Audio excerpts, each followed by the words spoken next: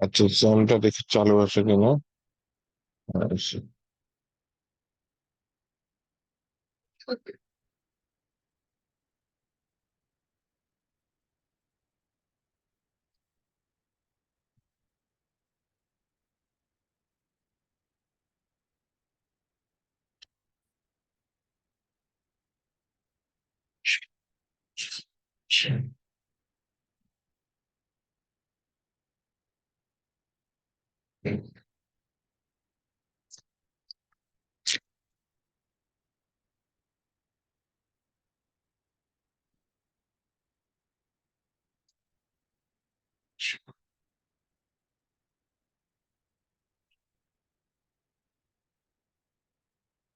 ওকে।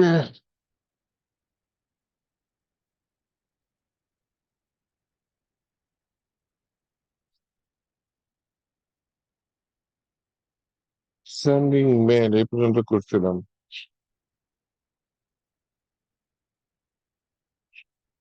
Mail ফাংশনটা দেখছিলাম। Package আছে মেলের, চাইলে প্যাকেজ ইউজ করে মেল পাঠানো যায়। প্যাকেজ বাদ দিয়ে আমরা হচ্ছে সামনে পারি একটু।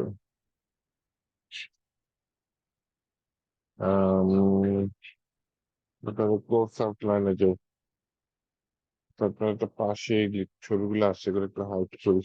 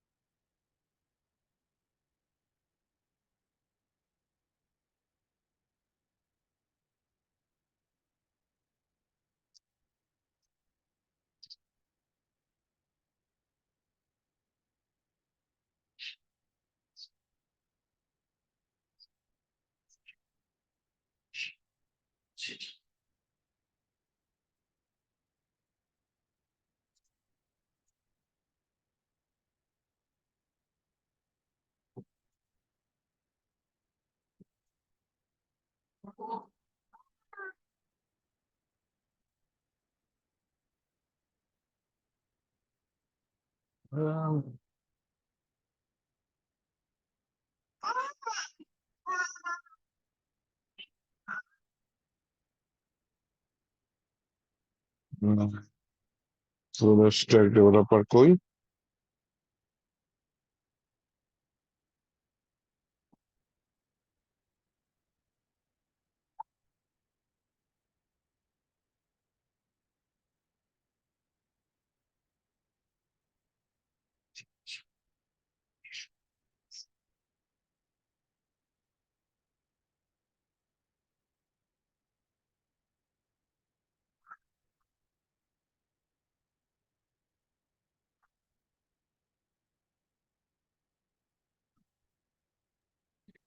স্যার, ফাইল আপলোডটা মনে হয় দেখানো হয়েছে। File upload. আচ্ছা, ঠিক আছে। তাহলে আজকে ফাইল আপলোড দেখা। এটাই দেখানো হয়েছে না লাস্টের দিকে? ও আচ্ছা, হ্যাঁ, ফাইল আপলোড দেখা, এই যে এখানে আছে তো। ফাইল আপলোড দেখাইছে। সেন্ডিং মেইল পর্যন্ত চলে গেছি আমরা। এই যে সেন্ডিং মেইল পর্যন্ত চলে গেছি, লাল লাস্ট আছে। মেল ভেরিফিকেশন, একটা ফর্ম ভেরিফিকেশনের মধ্যেই পড়ে। এটা আগে দেখে আসছে, হ্যাঁ, ট্রাই কেসটা আগে দেখো।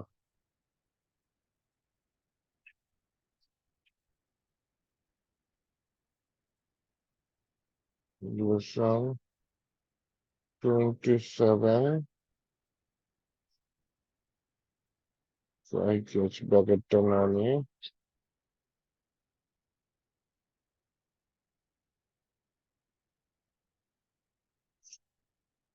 Try case dot PHP.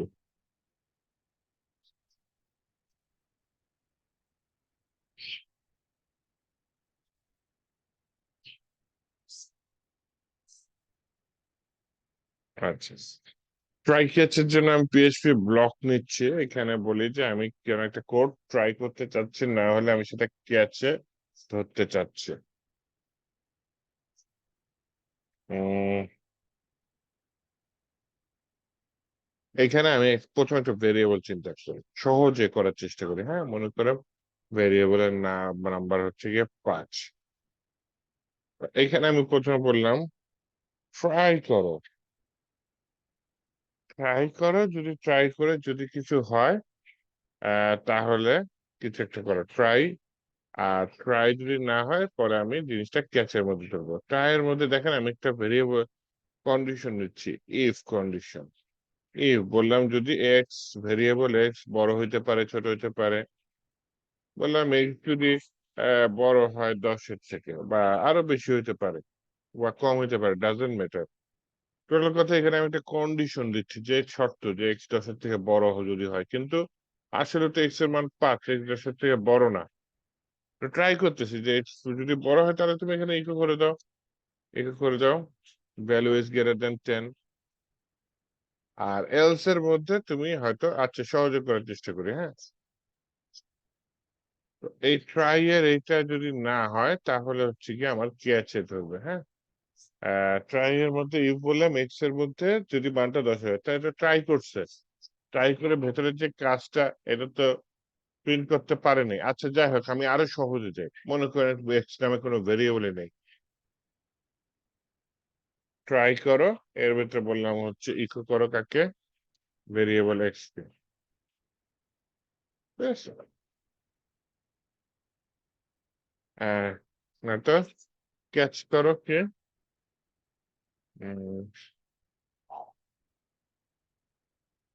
N error অকার, ক্যাচের মধ্যে প্যারেন্থেসিস দিয়ে দাও, এক্সেপশন এ।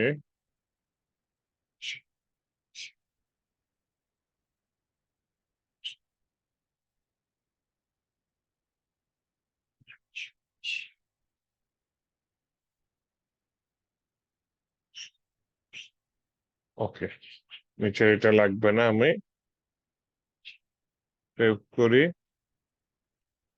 কোড করো এইটা, সেমিকলন তো দিই নাই, সেমিকলন দিয়ে এই ডট মেসেজটাই দিয়ে দিই, আর কিছু দেওয়ার দরকার নেই, এই ডট মেসেজ। ওকে, এই হচ্ছে ট্রাই কেস। আমি ট্রাই করার চেষ্টা করতেছি একটা ভেরিয়েবল, না পাইলে আমি এক্সেপশনে গিয়ে মেসেজটা দিব। এইটুকু কোড আগে রান করে দেখি কি আসে, হ্যাঁ। তাহলে আমি প্রথমে যাই এখানে আপনার লোকাল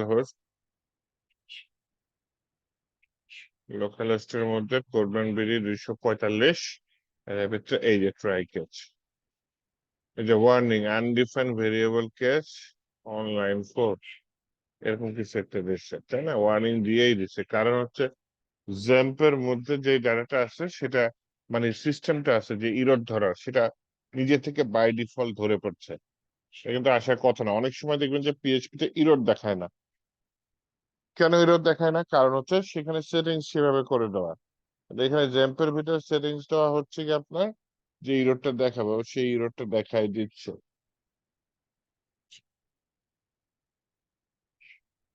এখন যদি আমি ভেরিয়েবল এক্স এর মান দিয়ে দিই আপনার হচ্ছে গিয়ে 5, মনে করেন এক্স এর মান কত দিয়ে দিলাম 5, এখানে যদি আউটপুট আসে দেখেন 5 কিন্তু ইকো হয়ে গেছে, ট্রাই করে পারছে, এখন কেচের মধ্যে যেটা আছে ওর যাচ্ছেই না, হ্যাঁ।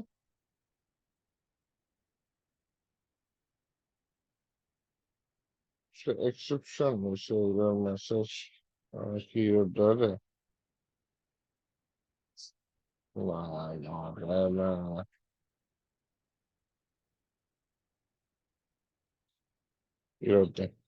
না, জাভা স্ক্রিপ্টের মতো করার চেষ্টা করছিলাম অ্যাকচুয়ালি, এটা হয় না। আচ্ছা,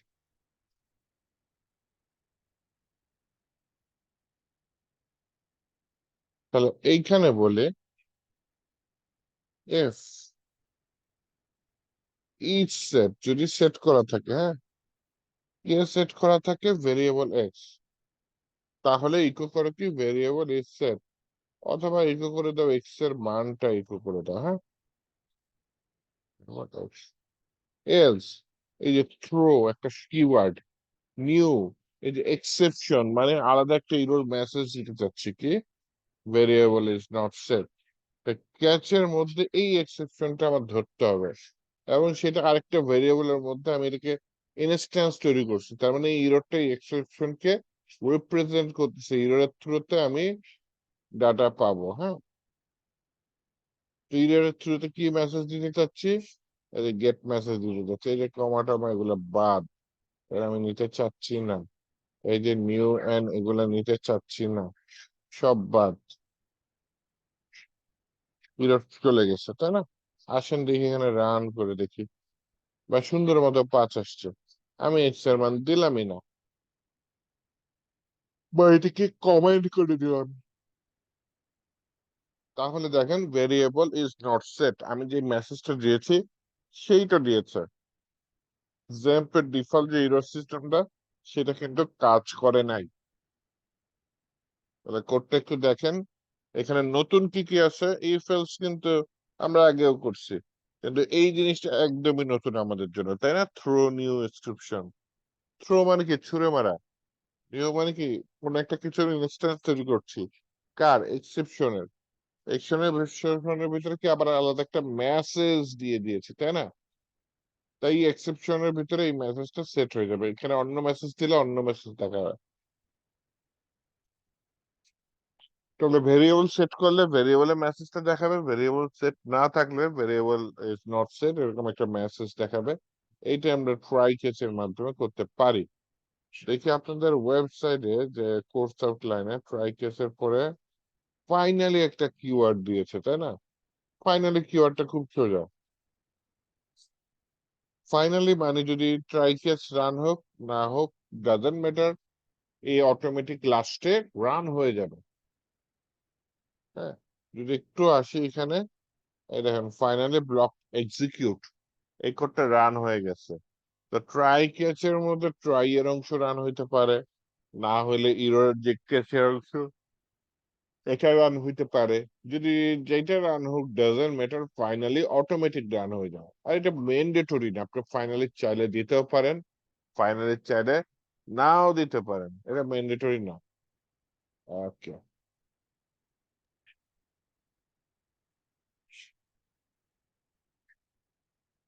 স্যার ওইখানে থ্রো নিউ এর ওখানে ইকো দিলে হইতো না? তাহলে এইখানে মেসেজটা আসতো না, ক্যাচের যে মেসেজটা ওটা ওইখান দিয়ে পাস করা হয়েছে। ইকো দিলে তো ওইখানে তো তাহলে ট্রাই ক্যাচের দরকারই ছিল না আপনার। ট্রাই মানে কি, যদি না পারো তাহলে একটা ইরর মেসেজ পাস করে দাও, দেন ক্যাচে গিয়ে কি ওই ইরর মেসেজটা আমি ইকো করছি। ওইখানে ইকো না করে কোথায় ইকো করছি?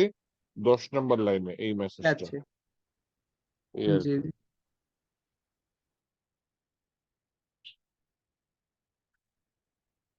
আপনি যেটা বললেন ওইভাবেও কিন্তু করা যায়। হ্যাঁ, আপনি শুধু ইফ এলস মানে ইউজ ওইভাবে করে কিন্তু করলে আর কাজটা ট্রাই করতে ক্যাচ পারবেন। আনা লাগতো না, লাগে ইফ লাগে না, কেস হ্যাঁ, দিয়ে হয়ে যেত। ইফ এলস দিয়ে হয়ে যেত। ট্রাই কেস যেহেতু প্রোগ্রামিং ল্যাঙ্গুয়েজটা আছে, শিখতে তো হবে, এর জন্য দেখাইলাম আর কি। জি জি। আর এটা আরো মানে কি বলো, কাজ আছে। একবার আমাকে এক ক্লায়েন্ট দিয়েছিল কি, যে তুমি একটা পার্টিকুলার কাজ করতে হবে। হ্যাঁ, ওই পার্টিকুলার কাজটা ট্রাই এর মধ্যে হবে, বাই চান্স যদি পার্টিকুলার কাজ না হয়, একদম শুরুতে যে অবস্থায় ছিল সেই অবস্থায় নিয়ে যেতে হবে। তখন এটা ট্রাই কেস লাগছে, তখন তো এটা কিন্তু ইফ এলসে হইতে সমস্যা হইতো।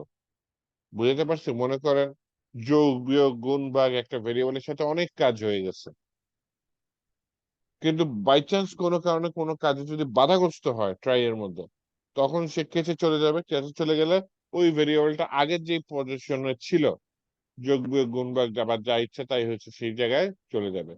অ্যাকচুয়ালি ভেরিয়েবল পজিশনের আমি ডাটা বেজে ডাটা পাঠাচ্ছিলাম একটা টেবিলে, না একই পাঠানো একটা ফর্ম সাবমিট করলে 10টা টেবিলে ডাটা চলে যাবে, এরকম সিস্টেম বানানো দরকার ছিল অ্যাকচুয়ালি এপিআই সিস্টেমে। হ্যাঁ, তো তখন বলছে যে হ্যাঁ এই 10টা টেবিলের ডাটা চলে যাবে, ঠিক আছে। বাই চান্স যদি মাঝখানে কোনো টেবিলের ডাটা যেতে গন্ডগোল হয়, তাহলে আগে যে করে টেবিলের ডাটা আছে সেগুলা, যেগুলা ভুলবশত চলে গেছে সেগুলা আবার মুছে যাবে। ওই ক্ষেত্রে আমি ট্রাই গেস ইউজ করতে বাধ্য হয়েছি। বুঝতে পারছে? যে ট্রাই করো সবকটা জি টেবিলে, এখন 10টা বুঝতে টেবিলে পারছি। ডাটা দিতে, বাই চান্স না দিলে ক্যাচে গিয়ে সবকটা আবার রিটার্ন করে দাও, এই আর কি। স্যার তাহলে ওইরকম একটা এক্সাম্পল দেখাইতেন তাহলে আমাদের মানে বুঝতে সুবিধা হইতো আরো। মাইস্কুয়েল তো দেখাই নাই, মনে করেন আমি আই কে বুঝাই কি করতে চাইতেছি। হ্যাঁ, জি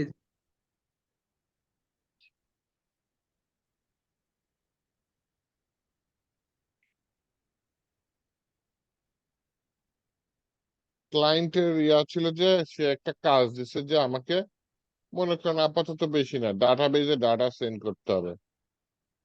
ডাটাবেজে ডাটা সেন্ড করতে হবে, এখানে কয়েকটা টেবিল আছে, একটা নাম মনে করেন টেবিল 1, আপাতত 3টা টেবিল নেই, 10টা টেবিল ভুলে যান, হ্যাঁ।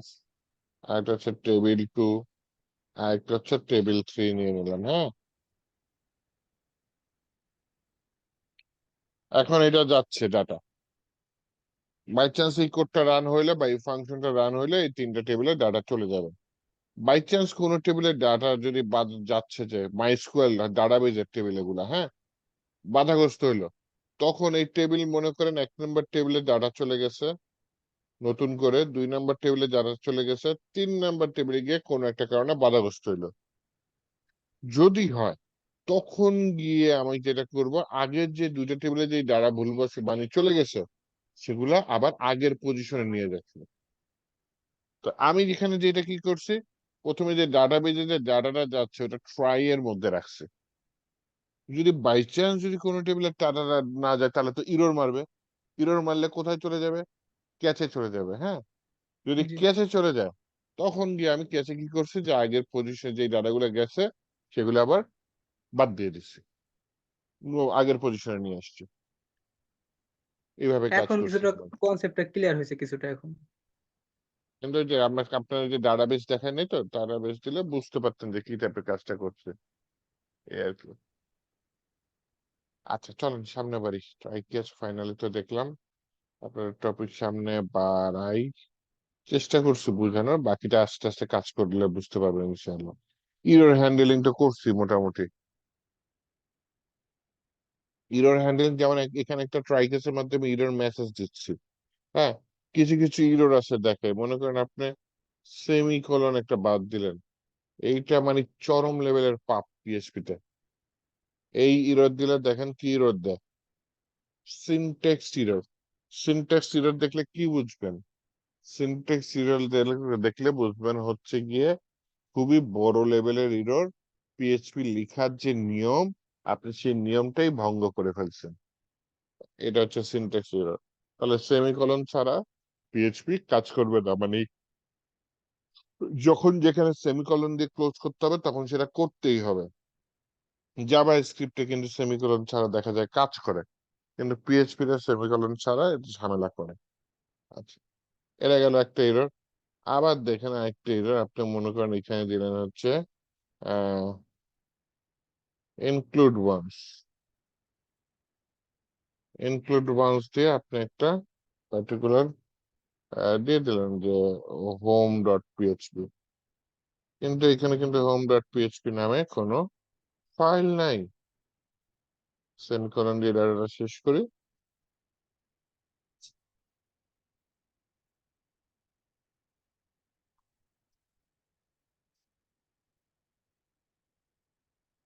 দেখছেন এইটা কি দিচ্ছে, ওয়ার্নিং দিচ্ছে, include fail to open.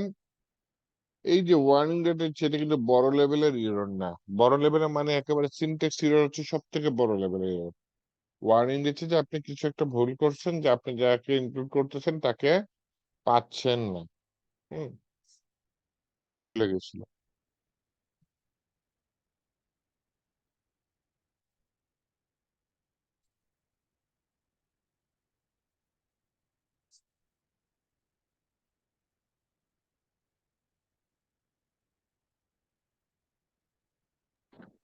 Sir আপনার আচ্ছা নেটের কি, প্রবলেম হয়েছিল নাকি? হ্যাঁ কিং নেটের গেছিল? প্রবলেম হয়েছিল, হ্যাঁ চলে গেছিল। তাহলে এই যে কন্টিনিউয়াস? ইনক্লুড অনস এর ভিতরে যেটা দেখাচ্ছে এটা ওয়ার্নিং দেখাচ্ছে, হ্যাঁ। তো সিনট্যাক্স ইরর দেখলেন, ওয়ার্নিং দেখলেন, আবার ট্রাই কেসের মাধ্যমে ইরর মেসেজ সেন্ড করা দেখলেন, এগুলোই হচ্ছে আপনার ইরর হ্যান্ডলিং। এগুলা আস্তে যত যত করবেন তত বুঝতে পারবেন। বাগ ডিবাগিং, এটা মানে কি, আপনার ভুল হয়েছে, ভুল খুঁজে বাইর করবেন। মনে করেন আমি এখানে এই যে এখানে একটা ভুল করলাম, সেমিকলন দিলাম না, বিশাল ভুল। তাহলে এটা ডিবাগ করব কিভাবে, ডিবাগ করতে গেলে জ্যাম্পে যদি থাকেন ইররটা অন করাই থাকে, পিএইচপি শো ইরর এটা অন করাই থাকে। যদি আপনি যে হোস্টিং সার্ভারে যান ওখানে অফ করা থাকতে পারে, ওটা পিএইচপি সেটিংস এ গিয়ে অন করে নিলেই হয়। যে আপনার ইররটা যাতে দেখা, হ্যাঁ। তো এখানে কি দিছে হচ্ছে গিয়ে দেখেন আমাকে লাইন নাম্বার 12-তে ইরর দিছে। লাস্টেরটা খেয়াল করেন কি লিখছে, অন লাইন 12। এখন যখন আমি এখানে আসতেছি দেখি যে 12 নম্বর লাইনে কোনো সমস্যাই নেই, তখন আমি যেটা করবো 11 নম্বর লাইনে নজর রাখবো। রাখার পর দেখলাম যে এখানে হচ্ছে সেমিকলনটা দেয়নি, এর জন্য 12 নম্বর লাইনে এরর দিচ্ছে। সেমিকলনটা দিলাম, এই যে দেখছেন এররটা ফিক্সড হয়ে গেছে। আবার আরেকটা আপনি এই যে গেট মেসেজের জায়গায় দিলেন পেট মেসেজ, হ্যাঁ। তাহলে একটা ভুল ফাংশন কল করলেন, তাহলে দেখেন এখানে কি বলছে, ফেটাল এরর দিচ্ছে, তাই না? ফেটাল এররে কি বলেছে, এটাও এক ধরনের এরর, যে আনকট এরর, কল এ আনডিফাইন্ড মেথড। মানে এমন আপনি আপনি এমন একটা মেথড করেছেন যেটা নাই, অস্তিত্ব নাই, এরকম একটা মেথড কল করেছেন।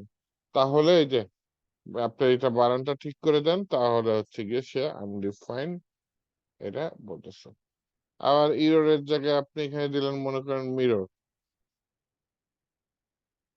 মিরর দিয়ে আপনি এখানে যদি কল করেন দেখেন যে ওই যে আবার যে আনডিফাইন্ড ভেরিয়েবল মিরর, মিরর নামে কোনো ভেরিয়েবল খুঁজে পাচ্ছে না। কারণ কি? কারণ হচ্ছে আপনি বানান ভুল করছেন, বানানটা ঠিক না। আজকে নেটে খুবই সমস্যা করতেছে দেখি আল্লাহ। এদিকে বৃষ্টি হয়েছে প্রচুর, বুঝছেন, এর জন্য নেটের সমস্যা করতেছে। স্যার বাগার ডিবাগিংটা আবার শুরু করেন স্যার, কিচ্ছু বুঝি নাই, সাউন্ড আসছিল না। ওহো, বাগ ডিবাগিং কিছু না, আমি এখানে ভুলভাল করছি, সেই ভুলভাল গুলা খুঁজে বের করছি। একটু দেখাই কি কি ভুলভাল করছি। একটা জি হচ্ছে স্যার। সেমিকলন উঠাই দিছিলাম, তাহলে এটা হচ্ছে একটা ভুল। এটা কি এরর দিছে, সিনট্যাক্স এরর। এটা ডিবাগিং করছে কিভাবে দেখেন, এখানে কি বলছে, অনলাইন 12। তাহলে এখানে দেখেন 12 নম্বর লাইনে কোনো এরর আছে, দেখি যে 12 নম্বর লাইনে সেমিকলন শেষ করছি, সেমিকলন না, সেকেন্ড ব্র্যাকেট শেষ করেছি। ফাইনালি কিওয়ার্ড, এটা তো লিগালি আছে, সমস্যা নেই। সেকেন্ড ব্র্যাকেট কোন 12 নম্বর লাইনে কিন্তু কোনো ইরর নেই, কিন্তু এখানে ইররটা কত বলেছে, 12 লাইন নাম্বার 12-তে। অ্যাকচুয়ালি কি হয়েছে, তখন আমরা খেয়াল করবো 11 নম্বর লাইনে দেখলাম যে লাস্টে হ্যাঁ সেমিকলন দিলে, পিএইচপি সেমিকলন না দিলে বড় রকম ইরর দেয়। তাহলে সেখানে রিলোড দিই, হ্যাঁ সেমিকলন উঠে গেছে, হ্যাঁ। আচ্ছা, দেন আরেকটা এরর দেখাই। আরেকটা এরর হচ্ছে কি আপনার, আমি এখানে ওই যে গেট মেসেজ, এই গেট মেসেজের জায়গায় ফাংশনের নাম উল্টাই দিছি, পেট মেসেজ লিখে দিছি, হ্যাঁ। এখানে এসে দেখেন একটা এরর দিছি, এরর নাম কি, আনকট এরর, কলে আনডিফাইন্ড মেথড পেট মেসেজ। বলছে আনডিফাইন্ড মানে কি, যেটার অস্তিত্ব নাই, ডিফাইন করা নাই। ডিফাইন করা মানে কি, খুঁজে বের করা, বা যেটা নাই, এরকম একটা মেথড আমি কল করছি। এরকম মেথড,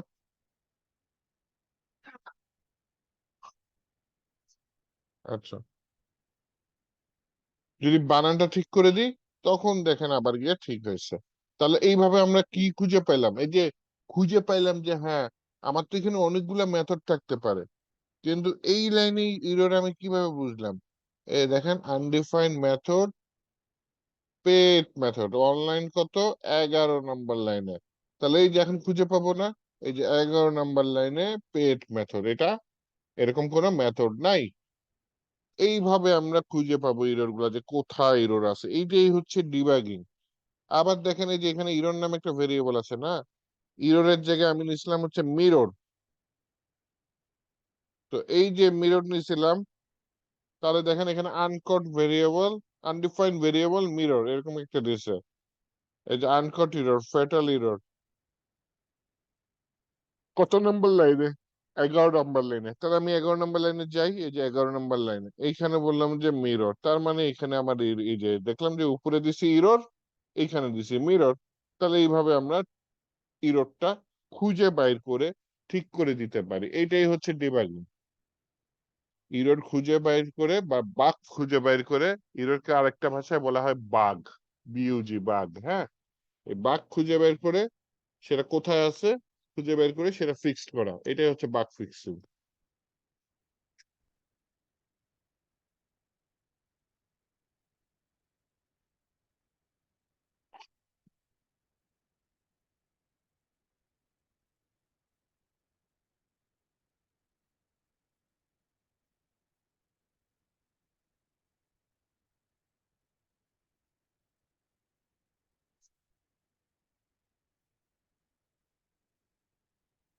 সিস্টেমের পরে আচ্ছা অনেক কিছু আছে। আচ্ছা আসেন তাহলে একটু সামনে বাড়ি। আজকে আমি এটা লাস্ট টপিক বলতে পারি, ডেট টাইম। হ্যাঁ, এটা নিয়ে একটু পড়াশোনা করি। তো নতুন একটা ফাইল নেই, সেটা হচ্ছে আমার নাম দিয়ে হচ্ছে lesson 28। এটার ভিতরে নিয়ে আপাতত ডেট টাইম, ডেট টাইম.php এটা নিয়ে এখানে কিছু ডেট টাইম নিয়ে আমি কথা বলবো। পিএইচপি তে টাইম দেখাবো। হ্যাঁ, তো পিএইচপি ব্লক নিয়ে এখানে বললাম হচ্ছে কি আমি ইকো করতে চাচ্ছি কাকে, ডেট ফাংশনকে। হ্যাঁ, ডেটের মধ্যে আমি ডেট টু ফাংশন প্যারেন্থিসিস দিলাম। এইটার ভিতরে দেখেন আমি কিছু কিওয়ার্ড ইউজ করব, মানে সিম্বল ইউজ করব, আর আমার বিভিন্ন ধরনের ডেট এবং টাইম দেখাবে। যেমন ইনভার্টেড কমার ভিতরে আমি যদি লিখি এখানে ডি, তাহলে দেখেন আজকের তারিখটা দেখাবে। আউটপুটে আসি, সেমিকলন দিয়ে নি, আউটপুটে আসি এখানে কোথায়, এখানে ফাইলটা আগে হিট করি।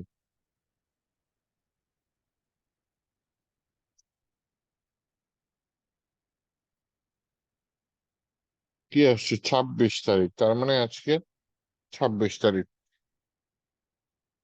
হ্যামস্টারের টাকা পাইছেন কেউ আজকে?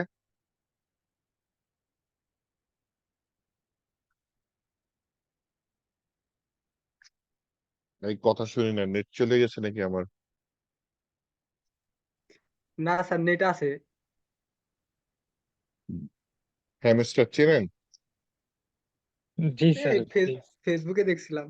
এইসব স্যার আচ্ছা, কেউ টাকা টেলিগ্রামে বট। পাইছেন? না না স্যার, এগুলা মনে হয় পাওয়া মনে হয়। এরকম কাউ আচ্ছা, আশেপাশে কেউ দেখে নেই পাইছে। আহ, আচ্ছা আজকে সেই 26 তারিখ, যেদিন টাকা পাওয়ার কথা। যাই হোক, এটা হচ্ছে ডি দিয়ে দেখাচ্ছে। হ্যাঁ, ডি দিয়ে আজকের তারিখ দেখাচ্ছে। দেন আপনি চাইলে ফরওয়ার্ড স্ল্যাশ দিতে পারেন, ব্যাক ড্যাশ দিতে পারেন, এটা হচ্ছে তারিখের মাঝখানে দেখাবে। হ্যাঁ, তখন ফরওয়ার্ড স্ল্যাশে দিলাম, তারপর দিলাম এম এ দেখেন কি দেখায়, এই যে মাস দেখাচ্ছে, মাস কত, 09। তারপরে হচ্ছে গিয়ে আপনার হচ্ছে গিয়ে ইয়ার হচ্ছে ওয়াইটা ছোট হাতের দিলে দেখেন কি দেখায়, এই যে 2024 দেখাচ্ছে না? দেখাচ্ছে।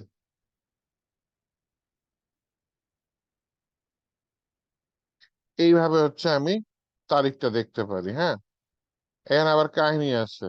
ওয়াইটা যদি বড় হাতের দেন দেখেন, তাহলে আগের বার শুধু 24 দেখাচ্ছে, এখন দেখেন 2024, এই যে 24 দেখাচ্ছে। আমি একটু রিলোড দিই, তাহলে কত দেখাচ্ছে? 2024। ঠিক আছে, তো এরপরে দেখেন এখানে 9 দেখাচ্ছে, তাই না? তো আমি এখানে এম আছে, এম এর জায়গায় আমি দিয়ে দিলাম এফ। সম্ভবত এফ এ কাজ করে না, বড় হাতের এফ দিই। হ্যাঁ, বড় হাতের এফ দিয়ে তারপরে এসে আমি বাইরে এসে রিলোড দিলাম। এই দেখেন ফুল মাস দেখাচ্ছে। আগে শুধু কি বলে সংখ্যা দেখাইতো, এখন একদম ফুল মাস দেখাই দিচ্ছে। এখন হচ্ছে গিয়ে এই এফটার জায়গায় আপনি যদি বড় হাতের, আচ্ছা এই ডিটা ছোট হাতের, বড় হাতের ডি দেন, তাহলে দেখবেন কেন মাস আর কি থার্সডে দেখাচ্ছে, প্রথম 3 অক্ষর। তাহলে আমি ছোট হাতের দিয়ে দিই, কারণ আমার তো তারিখ লাগবে, তারিখ দিয়ে দিই। আচ্ছা 26 দিয়ে দিলাম। আচ্ছা, এম ছোট হাতের দিলে তো আমার সংখ্যা দেখাচ্ছে, তাই না? এই যে সংখ্যা দেখাচ্ছে। এমটা যদি বড় হাতের দিই, তাহলে হচ্ছে দেখবেন মাসের প্রথম 3 অক্ষর দেখাবে।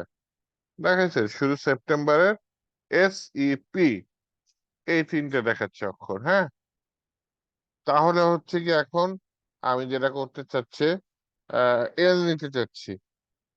এল নিলে হচ্ছে গিয়ে দেখি কি, এল না তো বড় হাতের এফ, এফ দিলে হচ্ছে গিয়ে আপনার এখানে পুরা মাস আছে। আর এলেও একটা কাজ আছে, দেখেন আপনাকে এল নিয়ে দেখাই। মানে তো পুরো সেপ্টেম্বরে আসছে, এলে দেখেন থার্সডে আসছে। আর শুধু যদি বড় হাতের দিয়ে দেন, থার্সডের প্রথম 3 অক্ষর আসবে। এখানে আবার বলতে পারেন যে আওয়ার, মিনিট, সেকেন্ড আছে, এইচ দেন, আই দেন, এস দেন। হ্যাঁ, তাহলে দেখেন এই যে মাঝখানে কোলন দিছি, আওয়ার, মিনিট, সেকেন্ড চলে আসছে, কিন্তু এখন তো 7টা বাজে না। ঘটনা কি? ঘটনা হচ্ছে এটা হচ্ছে আমার এই সার্ভারে যে টাইম সেটিং করা আছে সেটা দেখাচ্ছে। এখন আমি ঢাকার টাইম দিতে যাচ্ছি, তাহলে আমার একটা মেথড ইউজ করতে হবে। সেটা হচ্ছে date default time zone set Asia, Asia কি ঢাকা, এটা দিয়ে দিন। তাহলে টাইম জোনটা আমি সেট করে দিলাম যে ঢাকার টাইম জোন ভাই দিয়ে দাও। এখন যখন এসে আমি রিলোড মারি তখন দেখি টাইমটা 11টা বাজে, তাই না? হ্যাঁ, এখন তো আসলে 11টা বাজে। এইচ বড় হাতের দিলে কিন্তু আবার 24 আওয়ার দেখাবে। আবার এর পাশে যদি আপনি এ দেন তাহলে কিন্তু এ দেখাবে। আবার যদি আপনি বড় হাতের দিয়ে দেন তাহলে বড় হাতের এম পিএম দেখাই দিবে। দেখি তো দেখায় কিনা। হ্যাঁ, এই যে পিএম দেখাচ্ছে, তাই না? তার মানে 11টা 19 PM বাজছিল যখন আমি সার্ভারটা লোড নিছি। এখন যদি মনে চাই যে আপনার না ঘড়িটা চালাবো, তাহলে বলি এটা পিএইচপি দিয়ে, মানে খুবই ঝামেলার, এটা আপনি জাভা স্ক্রিপ্টে করে ফেলবেন বেটার হয়। কারণ এই যে সার্ভার থেকে একবার ইউজার ক্লায়েন্টের 1 সেকেন্ড পর পর সময় যাবে, সময় নষ্ট, মানে সার্ভারের উপর লোড পড়ে শুধু শুধু।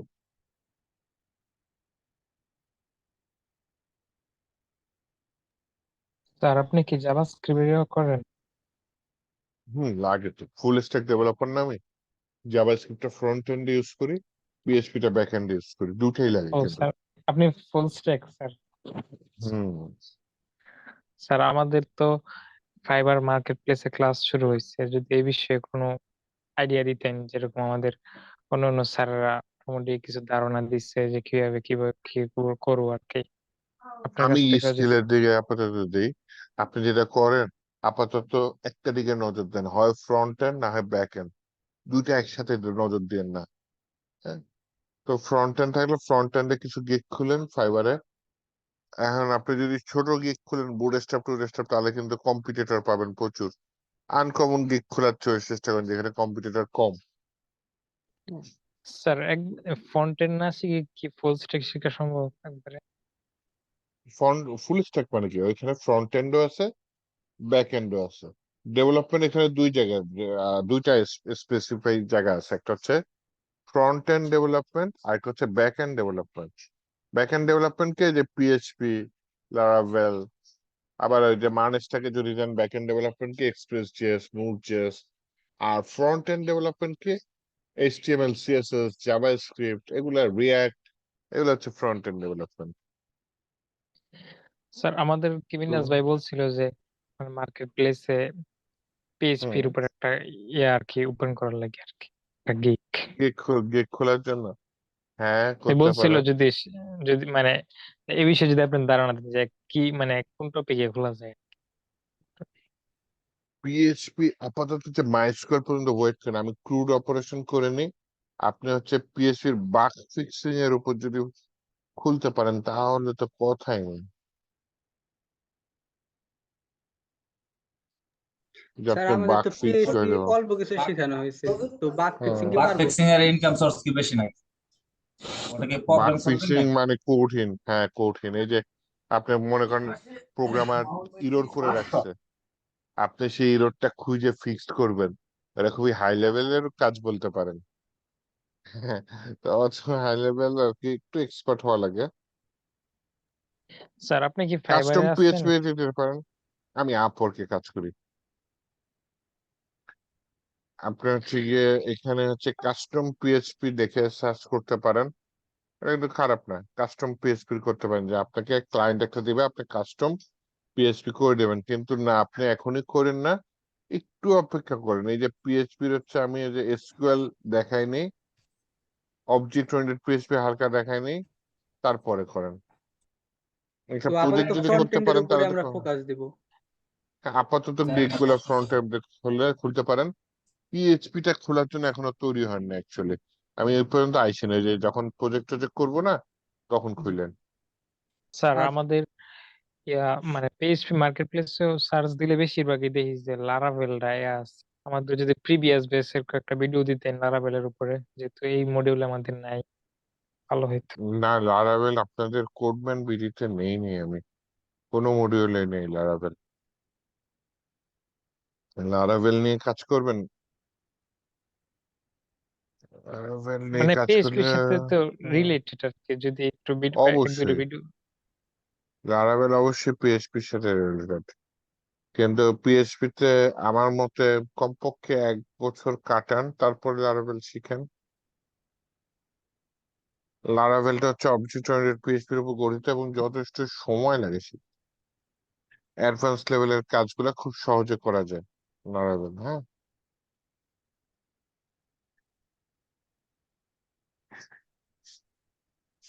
কাজ খারাপ কিন্তু ভালোই কাজ আছে লারাভেলের।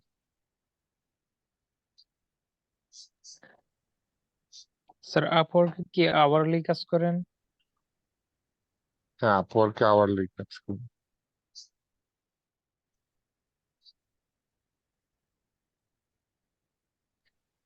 স্যার ব্যাক এন্ডের জন্য মনে হয় আপওয়ার্কটাই বেস্ট। আপওয়ার্কে ব্যাকএন্ডের কাজ পাওয়া যায়, আপওয়ার্কে হচ্ছে সুবিধা হচ্ছে লং টাইম ক্লায়েন্ট বেশি পাওয়া যায়। আর ফাইবারের অনেক সুবিধা আছে। ফাইবারের অন্যতম সুবিধা হচ্ছে কি আপনার ক্লায়েন্ট সহজে পাওয়া যায়। আপওয়ার্কের তুলনায় ফ্রেশারদের জন্য ফাইবার খুবই ভালো। আপওয়ার্কে ফ্রেশারদের জন্য খুবই খারাপ একটা জায়গা। তার আইডি যদি একটু ভারী না হয়, আপওয়ার্ক মানে ওই যে টাকা খায় খায় মানে ভূত বানায় ফেলে, প্রচুর টাকা খায়। আপনার কানেক্ট প্রতিটা জবে অ্যাপ্লাই করতে হিসাব করে দেখছি আমি, প্রায় 300 টাকার আশেপাশে চলে যায়। 250-300 টাকা একটা জবে অ্যাপ্লাই করবেন, এতগুলা টাকা চলে যাবে শুধু শুধু।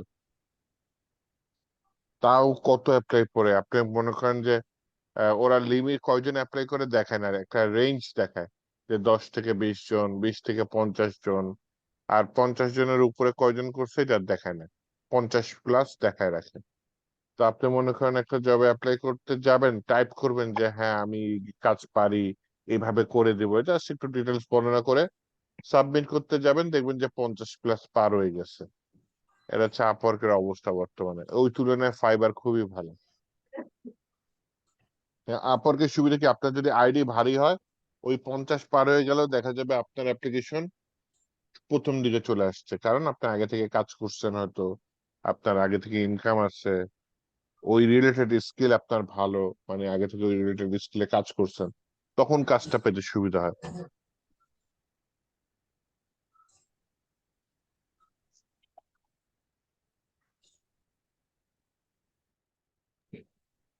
তাহলে স্যার আমাদের কোর্স শেষ করতে আর probably কতদিন লাগতে পারে স্যার? আমার তো আরো 2 মাস লাগার কথা, বর্তমানে যে স্যার পজিশনে আছি কমপক্ষে আরো 2 মাস লাগবে। স্যার আমাদের ক্লাসগুলো একটু রেগুলারলি নিয়ে। চেষ্টা করি নেওয়ার, না হলে লেন্দি হবে কোর্স, কি আর করা। না মাঝখানে যদি পারি এক্সট্রা ক্লাস নেব। মনে করেন যে গত রোববার না সব মিস গেছে, তাই না? সোমবারে যেন একটু ছিলাম, ঘুমায় পড়ছিলাম আসলে। তো দেখেন আপনাদের এই যে রিয়াক্টের ক্লাস শেষ হবে কবে? স্যার রিয়েক্ট আমাদের শেষ। মঙ্গলবার কি ফ্রি থাকেন? জি জি, মঙ্গলবার কোনো ক্লাস নেই স্যার। আচ্ছা আচ্ছা, আমি তো জানতাম মঙ্গলবারে মনে হয় কোনো একটা ক্লাস ছিল। যাই হোক, বাই চান্স যদি সোমবারের ক্লাস মিস করি, তাহলে আমি ট্রাই করবো মঙ্গলবারে নিয়ে নেওয়ার। ঠিক আছে। আচ্ছা, আমি আরো কয়েকটা ফাংশন দেখা আজকে শেষ করতে চাচ্ছি, মনে রেখে নেবেন, আপাতত দেখে রাখেন। মুখস্থ রাখতে হবে এমন কোনো কথা নেই, হ্যাঁ। মুখস্থ প্রোগ্রামিং কখনো মুখস্থ করতে যাবেন না, এটা চেঞ্জ হয়। আজকে মুখস্থ করবেন, কালকে গিয়ে দেখবেন অন্যরকম হয়ে গেছে। এখন আমি যেটা ফাংশনে দেখাচ্ছি, এটা হচ্ছে MK টাইম। MK টাইম মানে কি, মেক টাইম, মানে আমি আমার মতো সময় তৈরি করব, সেটা আমি ডেটা দেখাবো। এটা মেক টাইম ফাংশন একটা লিমিট মানে নিয়ম আছে। আপনাকে কিছু সংখ্যা দিতে হবে সিরিয়াল ওয়াইজ মেনটেন করে, যে মেক টাইম ফাংশনটা নিলাম, এর মধ্যে প্রথম সংখ্যাটা হতে হবে কত ঘন্টা দিতে যাচ্ছেন, দ্বিতীয়টা কত মিনিট, তৃতীয়টা কত সেকেন্ড আপনি দেখাতে চাচ্ছেন। স্যার চাইলে এটা কি এগুলা শূন্য কাউন্ট, শূন্য দিতে পারো। এটা কি কাউন্ট ডাউন? কাউন্টার না, আপনার মন মতো একটা ইয়া দেখাবে, কি যেন বলে, টাইম। যে আপনি চাচ্ছেন আজ থেকে আহ আপনি চাচ্ছেন যে হচ্ছে গিয়ে 2026 সালের 1লা জানুয়ারি কি বার পরে, বের করবেন। তখন আপনি এখানে কি করবেন, প্রথমে একটা টাইম নিয়ে নেবেন, যে টাইম নিয়ে নিলেন যে কোনো একটা ভেরিয়েবল নিয়ে নিলেন, মাই ডেট দিয়ে দিলেন। এই যে দেখেন এখানে এম কে টাইম দিলেন, প্রথম সংখ্যাটা হচ্ছে আওয়ার, এটা মনে করেন 0 দিলেন, মানে 0 আওয়ার। দ্বিতীয় সংখ্যাটা কি মিনিট, এটাও মনে করেন আপনি মিনিট দেখতে চাচ্ছেন না, দিয়ে দেন 0। তৃতীয় সংখ্যাটা সেকেন্ড, এটা 30 সেকেন্ড আছে, এটা 0 দিয়ে দিলাম। তারপর হচ্ছে কি কি মাস আছে, মাস কি আমি বললাম জানুয়ারির 1 তারিখ। তারপর হচ্ছে ডে কি 1 তারিখ। আর ইয়ার কথা বলছি 2026। তাহলে এইটা যদি আমি এই যে উপরের ওই যে এখন ডেট ফাংশনের ভেতরে পাস করি, হ্যাঁ, ডেট ফাংশনটা ডুপ্লিকেট করে নিচে নামাই নিয়ে আসি। এই ডেট ফাংশনে প্রথমে এই ডেটটা দিলাম, এখানে আওয়ার মিনিট সেকেন্ড দিলাম না, কারণ সব 0, হ্যাঁ। এএম পিএম এটাও দিয়ে দিলাম, হ্যাঁ, শুধু বারটা দিলাম। আর সেকেন্ড প্যারামিটারে যে কমা দিয়ে আরেকটা, এটা তো ফাংশন ডেট, সেকেন্ড প্যারামিটারে যে মাই ডেট এটা দিয়ে দিলাম। এতে লাভ কি হবে, এতে যে আমি যে সময়টা তৈরি করছি মাই ডেটের মধ্যে, যে hour minute second month date year, ওই সময়টার আলোকে আমাকে এখন ডেট, ফুল মান্থ, ইয়ার আর বারটা দেখাবে। তাহলে এখন যদি আমি এটা রান করি, দেখেন আমার 1লা জানুয়ারি কি 2026 এরকম আসছে কেন এখানে স্যার এই যে বলুন। ইয়ারলি বানান ইয়ার ভুল হয়েছে স্যার সংখ্যাটা। ও আচ্ছা, ও মাগরে কি দিছি আল্লাহ, 2026। আল্লাহ, ওই সময় জীবিত থাকবো না তো, যে ইয়ার দিছি। কি বার পরে, বৃহস্পতিবার পরে, দেখছেন। এখান থেকে কিন্তু ওইটা আপনি যে কি বলছেন আমি বুঝছি, কাউন্ট ডাউন যে জাভাস্ক্রিপ্ট দিয়ে বানায়, যে আজকে থেকে একটা অনুষ্ঠান আছে, এই অনুষ্ঠানটা এতদিন, এত মাস, এত ডে পরে শুরু হবে। এটা ঠিক ওইটা না। এটা হচ্ছে আপনি পার্টিকুলার একটা ডেট তৈরি করে ওই ডেটটা দেখাইতে পারবেন নিজের মতো করে। এটা হচ্ছে এমকে টাইম। আর আরেকটা ফাংশন আছে, সেটা হচ্ছে এসটিআর টু টাইম। হ্যাঁ, এসটিআর টু টাইম, এটার উদাহরণ হচ্ছে গিয়ে আপনি একটা যে কোনো ভেরিয়েবল নেন, ভেরিয়েবলের ভিতরে বললেন হচ্ছে গিয়ে my date STR to time, এটার ভিতরে কি লিখছেন টুমরো, টুমরো মানে কি আগামীকাল। এটা না দিয়ে আপনি বলতে পারেন নেক্সট সানডে, এরাও দিতে পারেন যে পরবর্তী সানডে, নেক্সট বানান ভুল দিছে। আচ্ছা, এছাড়া আর কি দিতে পারেন, নেক্সট মানডে, নেক্সট টুইসডে, এগুলো তো দিতে পারেন। আপনি এরকম করতে পারেন যে +3 ডেজ দিলে দিন হবে, +3 ইয়ার্স ছিলাম, হ্যাঁ। তারপর কমা দিয়ে বলি হচ্ছে গিয়ে, না মাই ডেট দিলাম না, +3 ইয়ার্স, তারপর বললাম +2 মান্থ,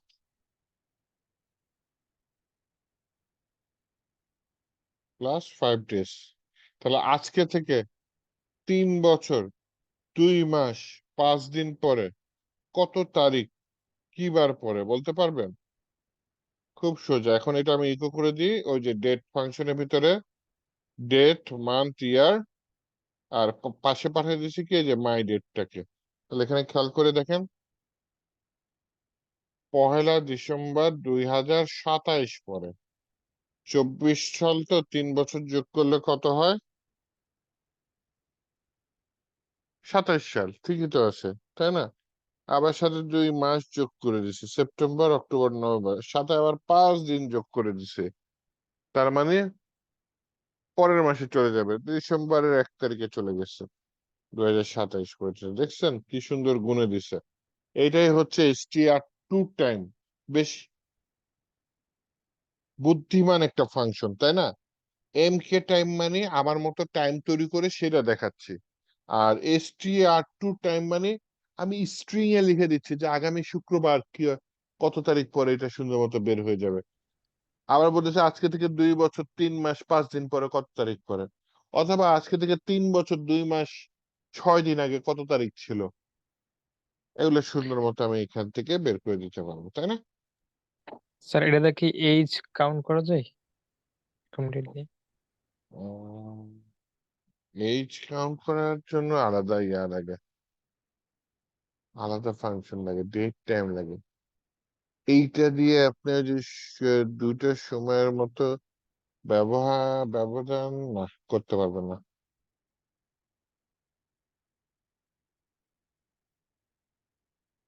এর হচ্ছে সম্ভবত ডেট টাইম নামে একটা ফাংশন আছে।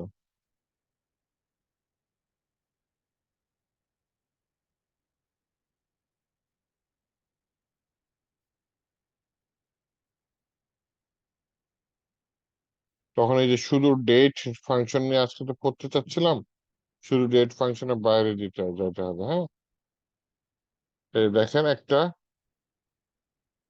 ফাংশন বা ক্লাস কল করতেছি, এটা বিল্ট ইন ক্লাস, যেটার নাম হচ্ছে ডেট টাইম। আগে নিউ দিছি, কারণ কি এটার ভেতরে আমি ঢুকতে যাচ্ছি, ঢোকার জন্য একটা পথ তৈরি করছি, যে পথের নাম কি মাই ডেট। হ্যাঁ, তো এখন এই মাই ডেটের মধ্যে আমি বলতে চাচ্ছি ফরম্যাট টরম্যাট বাদ আমি বলতে চাচ্ছি যে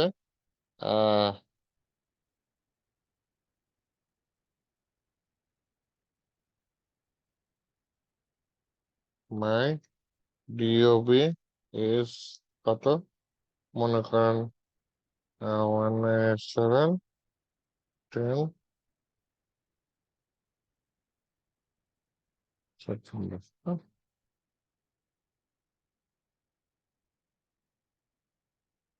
Find my age. ফাইন্ড বানান বলতেছে, ফাইন্ড মাই এজ।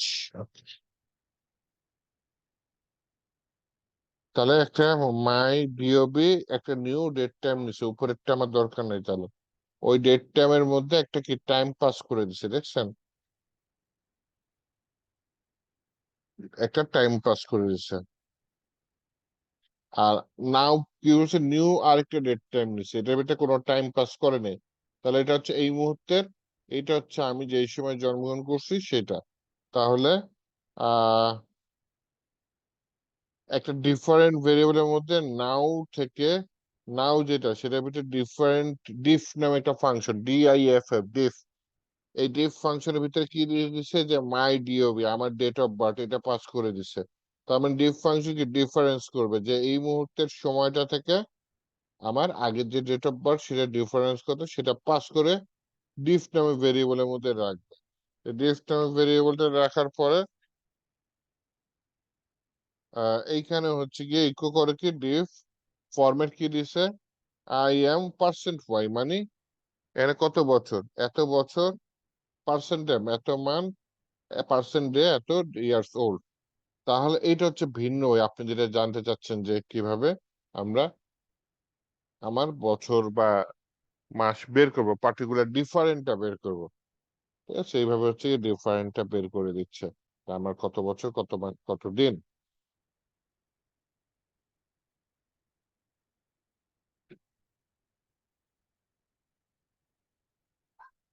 একটা সমস্যা হয়ে গেছে, উল্টে দিছি, 10 সেপ্টেম্বর তো পার হয়ে গেছে। ওকে, এইবার ঠিক আছে।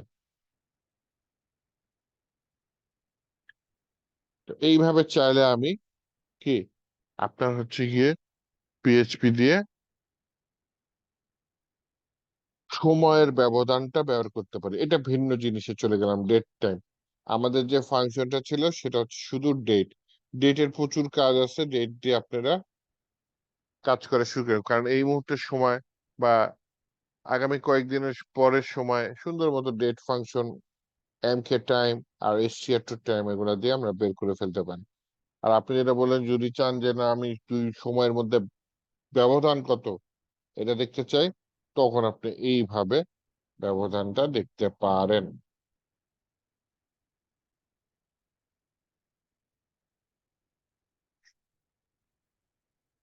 আচ্ছা, ফিল্ডটা ছোট জিনিস, তারপর আজকে ধরতে চাচ্ছি না, জেসনটা বড় জিনিস মোটামুটি এবং খুবই ইম্পর্টেন্ট টপিক। এগুলা নেক্সট ক্লাসে ধরবো ইনশাল্লাহ। আমি যেটা আজকে পড়াইছি সেগুলো একটু কাইন্ডলি বাসায় দেখেন, নিজে নিজে করেন, ভুল হলে সেগুলো সমাধান করার চেষ্টা করেন। তারপরে হচ্ছে কি আমরা জেসনের ওইটাই যাবো। 6/26/2024, আজকে তারিখ কত, 11টা 38। এখানে নিউটা কখন এড করবো ভাই? সবসময় ডিক্লেয়ার করি বলা নিউ ডেট করবো নাকি? এই যে নিউ ডেট টাইম, জি। যদি সময়ের ব্যবধান বের করতে বলে তাহলে নিউ ডেট টাইম বলবেন। আর যদি না পার্টিকুলার সময়, এখনকার সময় কত একটু দেখাও, তখন আপনি শুধু ডেট ফাংশন দিলেই হয়ে যাবে। কিন্তু এগুলো যাই করেন না কেন, আপনার যদি কখনো প্রয়োজন হয় যেন লাইভ সময় দেখাচ্ছেন, তাহলে ওটা আর পিএইচপি দিয়ে করে নিন না, সার্ভার স্লো হয়ে যাবে, ওটা আপনি জাভা স্ক্রিপ্ট ইউজ করবেন। আর ভাই আপনি ডকুমেন্টেশন হিসেবে কোন ওয়েবসাইট ফলো করেন, W3 স্কুল নাকি পিএইচপির জন্য? না না, পিএইচপি জন্য ডাব্লিউ3 স্কুল হচ্ছে ফ্রেশ যারা আছে তারা সুন্দর মতো আপনি দেখতে পারেন। আর যখন একটু এক্সপার্ট হয়ে যাবেন তখন হচ্ছে আপনার php.net নামে একটা ওয়েবসাইট আছে, এটা এসে। কিন্তু শুরুতে এটা ঢুকলে অনেক কিছু বুঝবেন না, হ্যাঁ। জি। এটা ধরেন আপনি অনেকদিন ধরে পিএইচপি ডেভেলপার হিসেবে কাজ করতেছেন, তখন এটার ভিতরে এসে php.net। স্যার আমরা কি পিএইচপির লেটেস্ট ভার্সনটা শিখতেছি না? হ্যাঁ, অলওয়েজ লেটেস্ট ভার্সন। যেমন আমরা যে অবজেক্ট ওরিয়েন্টেড পিএইচপি করবো, ওগুলো সবই হচ্ছে গিয়ে কি মানে ওল্ড পিএইচপি তে নাই, লেটেস্ট ভার্সনের পিএইচপি গুলাতে আছে। আর আমার পিএইচপি ভার্সন করা যদি দেখতে চান, এখানে দিতে পারেন, একটু দিয়ে দিতে পারেন।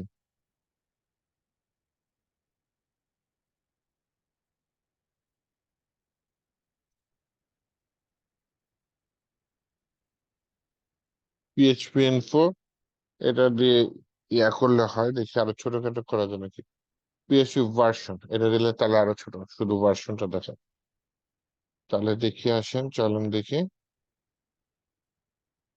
এই যে 8.1, এটা যথেষ্ট লেটেস্ট, তাই না?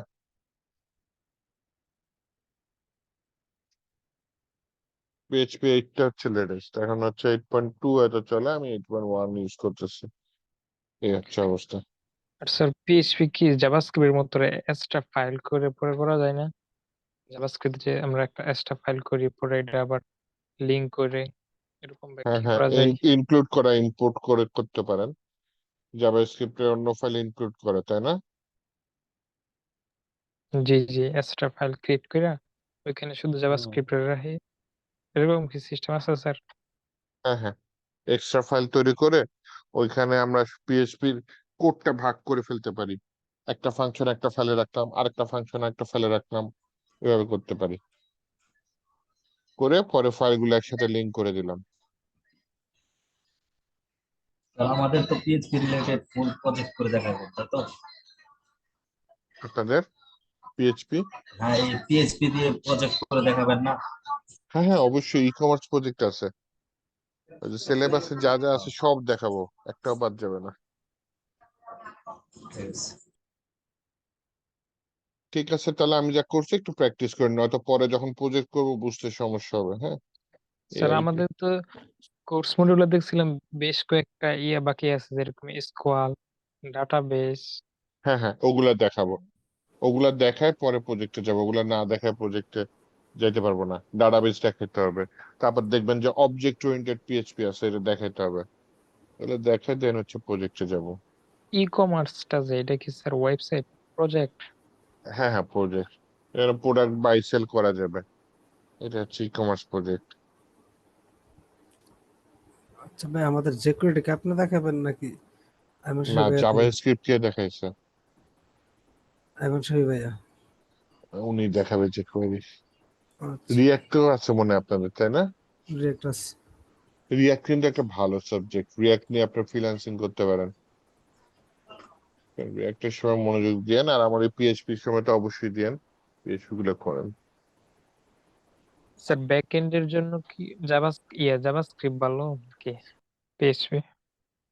ব্যাক এন্ডের জন্য পিএইচপি ভালো, জাভা স্ক্রিপ্ট দিয়ে যদি ব্যাক এন্ড করেন তাহলে ওটা হচ্ছে তো মার্ন স্ট্যাক ডেভেলপমেন্টের দিকে চলে যায়। মার্ন স্ট্যাকের নাম শুনছেন না? জি জি, নাম শুনছি। ওইখানে জাভা স্ক্রিপ্টটা ব্যাক এন্ড ইউজ।